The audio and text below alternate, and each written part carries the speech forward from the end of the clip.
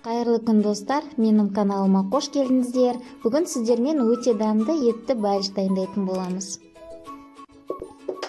Алдымен жұмыртқаны салып аламыз. Қаймақ қосамыз.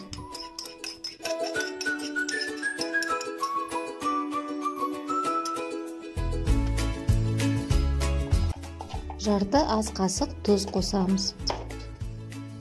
Және де ерітілген сары май. Ұнымызға қопсытқышты қосып, сол ыдыста араластырып аламыз.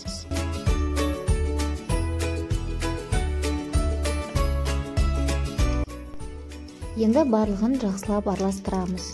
Шетінен ұнды қосып отырып, қамыр илейтін боламыз.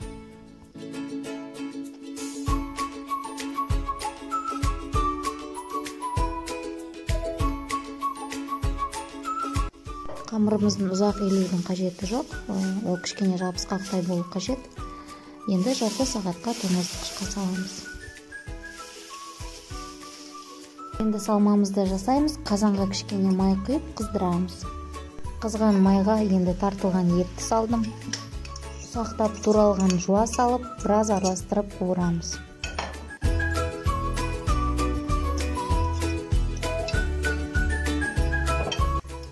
Енді дәміне қарай тұз бен бұрышты салсаңыздар болады.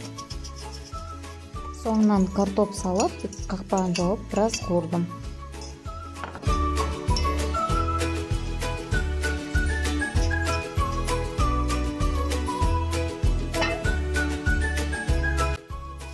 Енді тоңазытқыштан қамырымызды алдық. Оны енді екі бірдей бөлікке бөлеміз.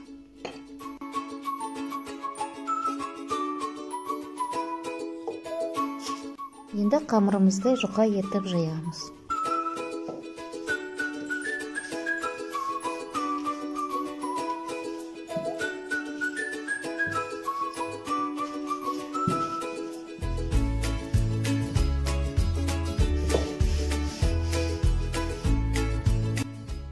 Мінекей суып тұрған салмамызды салып қойдық.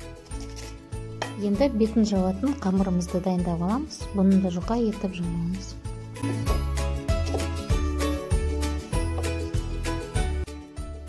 Мінекей бетін жаптым. Енді жиектерін өз қалауыңызша түйсеңіздер болады әдемілікке. Мінекей бір жұмыртқаны алдым. Оны жақсылап араластырып, бәлішіміздің бетін әдемілеп бір тегіс етіп жағып шығамыз.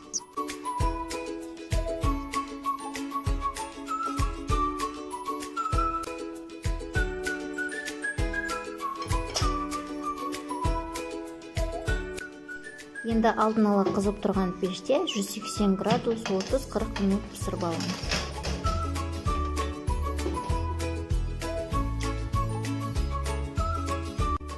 Мінекей осылай өте керемет, дәмді болып шықты. Менің каналыма тіркелуді ұмытпаңыздар, сау болыңыздар.